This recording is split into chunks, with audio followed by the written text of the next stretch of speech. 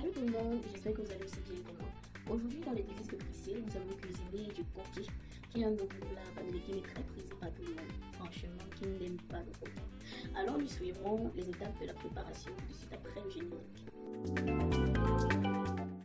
Alors pour cette recette, nous aurons besoin du coquille qui est l'ingrédient principal. J'ai opté pour le coquille non concassé pour vraiment vous montrer la préparation étape par étape. Sinon vous pouvez prendre ce qui est déjà concassé. Comme complément, j'ai choisi la banane. Donc vous pouvez choisir autre chose, comme le plantain ou le manioc, c'est selon le goût de chacun. Sinon moi, j'ai préféré la banane. Et la patate, c'est plus un côté sucré que l'acide. Nous aurons également besoin de beurre rouge. Rassurez-vous d'acheter la bonne qualité de beurre rouge. La meilleure qualité, c'est celle qui ne se solidifie pas. Chez nous, on dit l'huile qui ne dort pas ou encore l'huile vapeur. Nous prendrons des feuilles de bananier de préférence. Lavez et chauffez au préalable dans assez. Nous aurons besoin du piment. Chacun selon sa convenance. Moi j'aime bien sentir le piment dans le coquille, c'est selon le goût de chacun. Et enfin, nous aurons besoin du sel. Alors, passons à l'étape de la préparation. Il faut déjà savoir que le coquille est un repas un peu difficile à faire. Il peut vous prendre une demi-journée, mais comme on dit, l'homme mangera assez de son fond. Et puis, tout c'est dans la technique. Alors, premièrement, nous versons le coquille dans un récipient et nous le submergeons d'eau. Laissons tremper 30 minutes pour le rendre mou, alors plus facile à découper. A l'aide de la pierre écrasée, nous allons découper le coquille. Petit à petit, on met le coquille sur la pierre et on passe délicatement le caillou dessus. Ma soeur, sois douce, laisse la brutalité, laisse les éléments, je dis sois douce. Ici, on a besoin de souplesse et de délicatesse. On ne doit pas écraser le coquille, juste le compresser un peu. Quand fini, on met dans un autre récipient, on continue jusqu'à la fin. Maintenant, on procède au lavage. L'eau doit toujours bien submerger. Alors, avec la passoire, on tamise bien. On verse l'eau délicatement, on secoue un peu la bassine pour laisser monter la pluie. On le fait plusieurs fois en changeant l'eau 3 à 4 fois jusqu'à ce que le coquille devienne un peu plus propre. Maintenant, c'est l'heure de trier ma copine. Il faut te concentrer. Ne laisse aucun point noir là-dessus. Surtout si la belle famille vient manger chez toi. Faut pas qu'on dise que oh, j'ai mangé le coquille chez Karine, ça m'a plu, j'ai mangé chez Chantal, j'ai eu mal au ventre. Non, trie-moi bien ça, ma chérie. Prends ton temps. Quand on a fini de trier, on laisse rentrer encore 20 minutes avant d'apprêter pour aller écraser. Voilà, nous apprêtons le coquille pour aller écraser. Maman ramasse le coquille seulement au-dessus, doucement pour éviter les cailloux.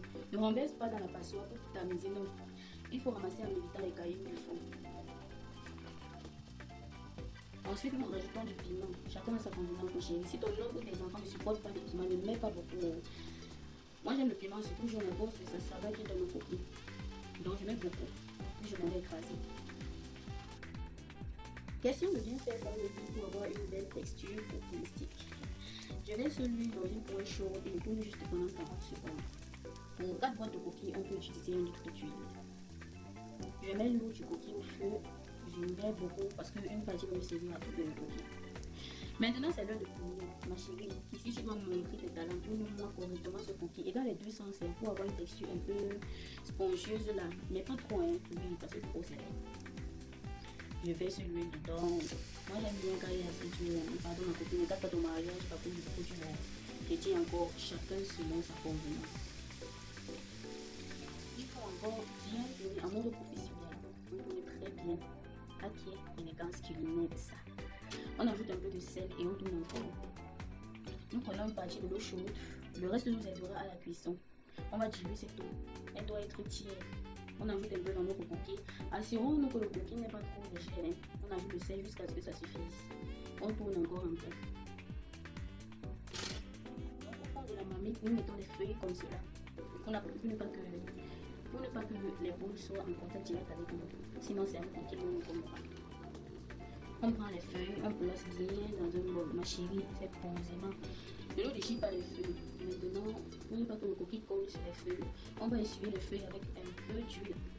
Avant de mettre dans les feuilles, on tourne encore un peu. Le mélange doit être bien homogène avant qu'on ne pose le feu. Pardon, ne sautez pas les coquilles. Le genre de coquille où l'huile a pris sa direction, le coquille la scène.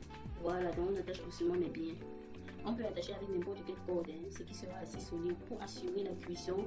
Bon, moi j'ai opté pour les cordes de style de machine là. Je la trouve assez solide.